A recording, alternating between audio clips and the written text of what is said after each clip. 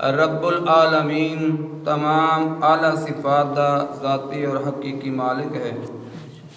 بے شمار درود و سلام سرکاری مدینہ سرور سینہ سیدنا احمد مجتبیٰ حضرت محمد مصطفیٰ صلی اللہ علیہ وآلہ وسلم دی ذات اقدس تے اللہ تعالی قبول فرمائے۔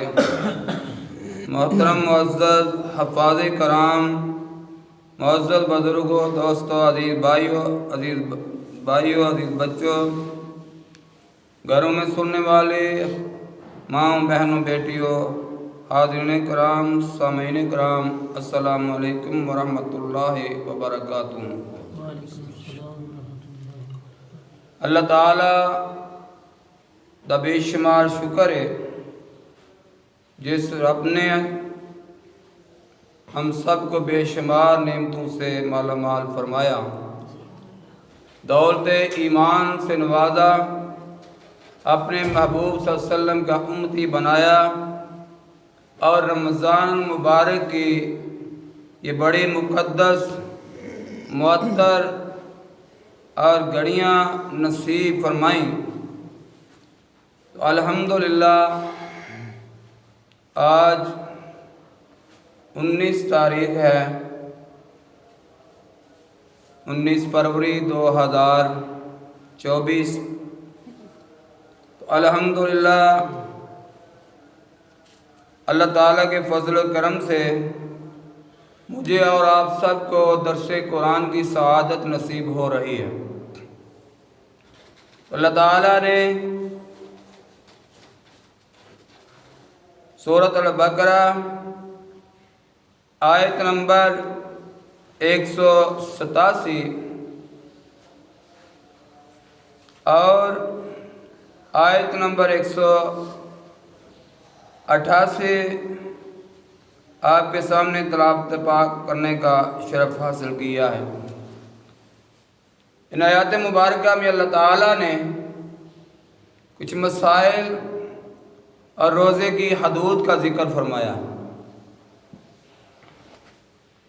تو اللہ تبارک و تعالیٰ جل شانہ نے ارشاد فرمایا، احل لکم لیلۃ الصیام الرفث الی نسائکم، فرمایا روزوں کی راتوں میں اپنی عورتوں کے پاس جانا تمہارے لیے حلال ہوا۔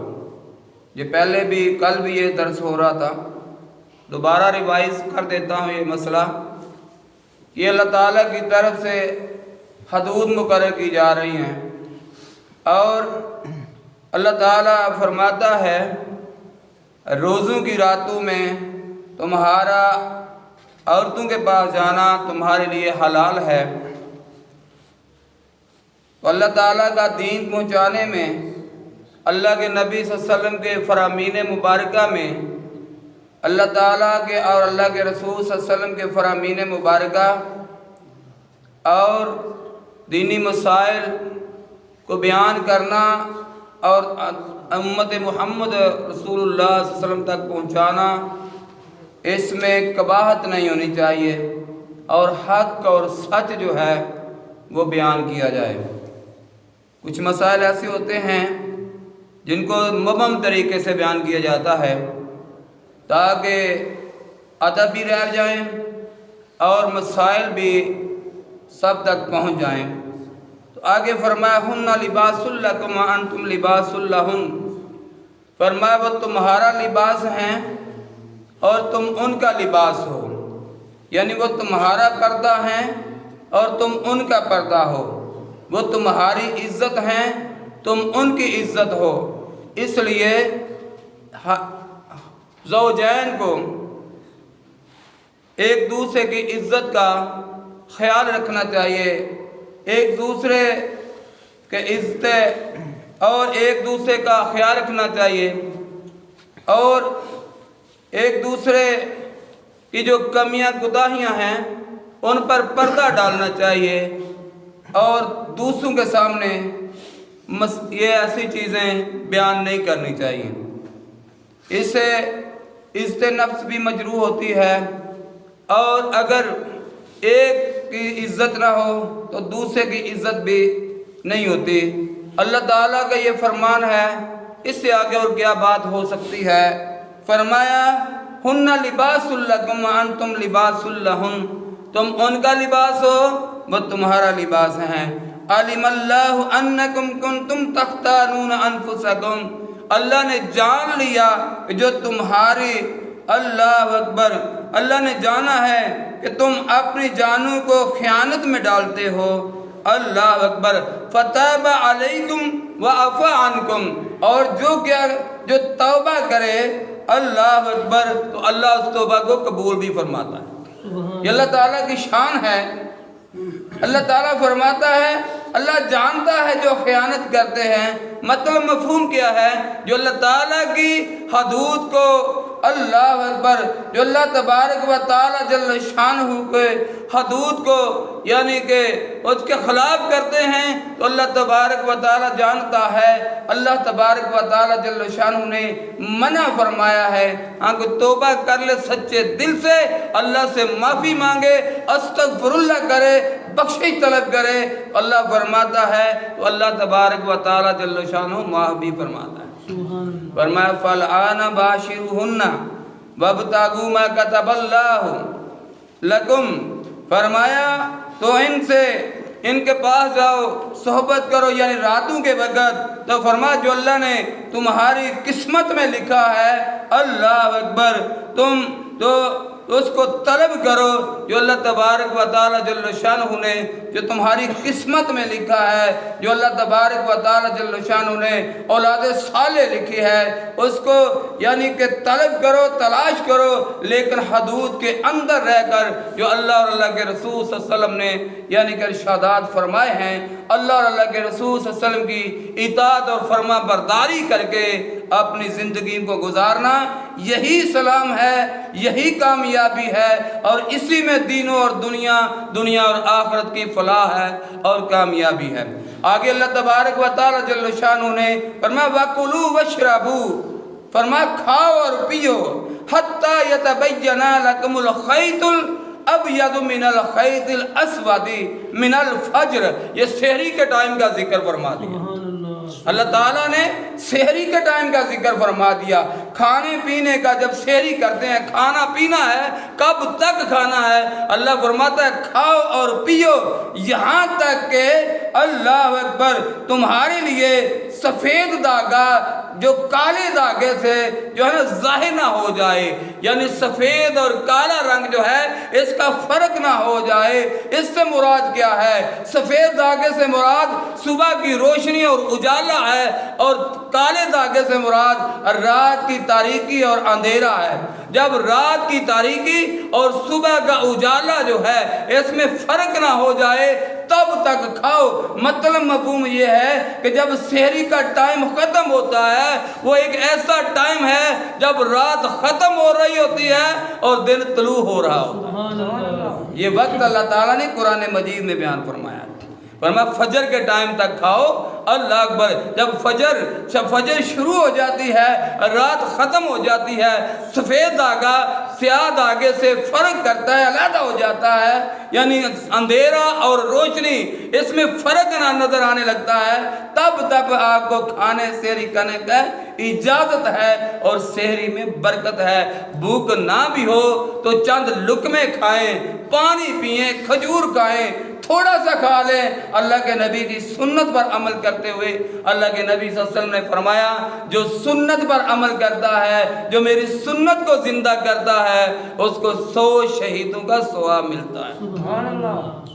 اور آگے فرمایا ثم اتموا الصیام الی اللیل، پھر رات آنے تک روزے پورے کرو۔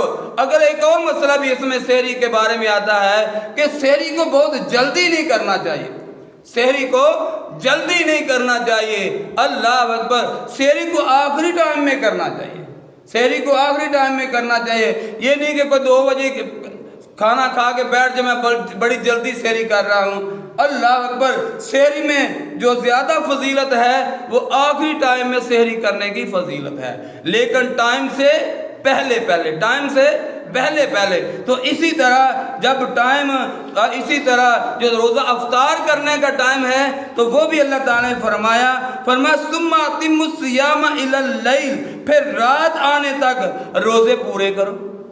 رات آنے تک، جب رات آ جائے تو اس وقت تک روزہ پورا کرو. اس میں اللہ کے نبی صلی اللہ علیہ وسلم کی سنت ہے. اللہ اکبر. جب سورج غروب ہو جائے، رات آنے کا مطلب کیا ہے؟ سورج غروب ہونے تک. جب سورج غروب ہو جاتا ہے تب جو ہے روزے کا ٹائم جو ہے وہ مکمل ہو جاتا ہے.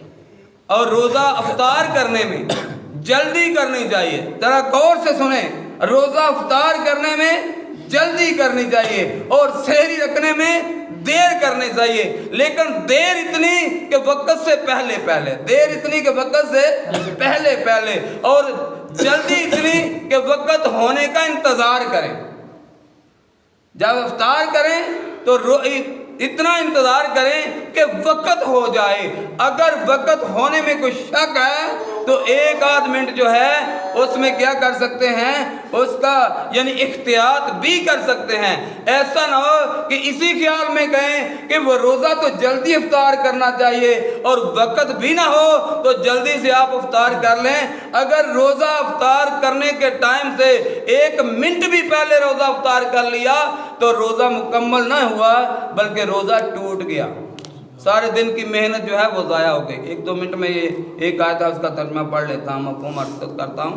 اللہ اکبر. اس لیے توجہ ہے، یہ بڑی احتیاط ہے کہ روزہ رکھنے میں دیر کرنی ہے، سحری کو دیر سے کرنا ہے، لیکن یہ خیال کرنا ہے کہ سحری کا ٹائم جب تک ہے تب تک آپ سحری کر سکتے ہیں. جب سحری کا ٹائم ختم ہو جائے اس کے بعد 1 منٹ بھی دیر سے نہیں کرنی چاہیے.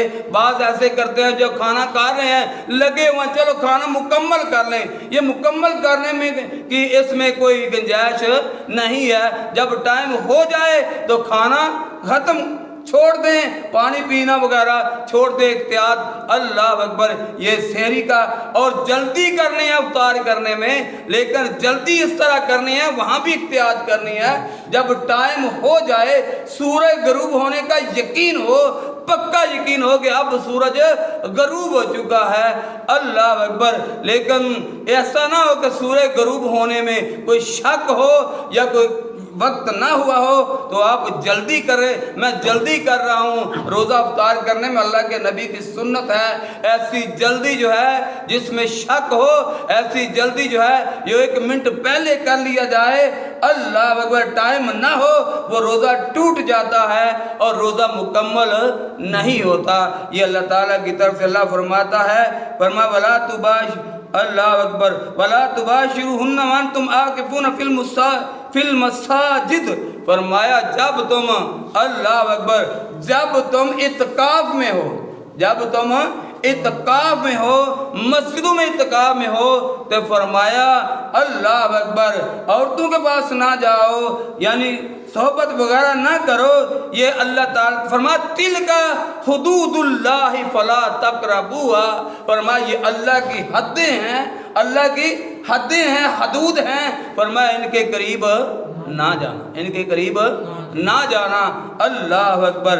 آگے کیا فرمایا کذالک یبین اللہ آیاتہ للناس لعلہم یتقون. جو پہلے میں بات عرض کی کہ جو مسئلہ ہے، جو دین ہے، جو اللہ اور اللہ کے رسول کا فرمان مبارک ہے، اس کو امت محمدیہ تک پہنچانا، اس میں قباحت نہیں ہونی چاہیے اور جھجک اور شرم بھی نہیں ہونی چاہیے.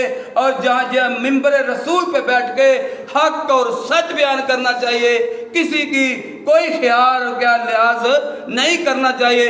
سب سے زیادہ عزت اللہ اور اللہ کے رسول کی ہے. تو اللہ تعالیٰ نے فرمایا یہ ہماری اللہ کی حدیں ہیں، ان کے قریب نہ جاؤ. فرمایا کذالک یبین اللہ. اللہ یوں ہی بیان کرتا ہے، یبین اللہ آیاتہ. اللہ اپنی نشانیاں اس طرح، اپنی آیتیں اس طرح بیان کرتا ہے للناس لوگوں کے لیے، لعلہم یتقون تاکہ انہیں پرہیزگاری اختیار کر لیں، انہیں پرہیزگاری مل جائے، خوف خدا مل جائے، تقوی مل جائے، پرہیزگاری مل جائے، گناہوں سے بچ جائیں، نافرمانوں سے بچ جائیں، اطاعت اور فرما برداری کے اندر آ جائیں، اللہ تعالیٰ اور فلاح و بہبود حاصل کر دیں۔ اللہ فرماتا ہے اس طرح اللہ اپنی آیتیں اس طرح بیان کرتا ہے لوگوں کے لیے تاکہ انہیں پرہیزگاری مل جائے۔ اور روزے کا اصل مقصد کیا ہے؟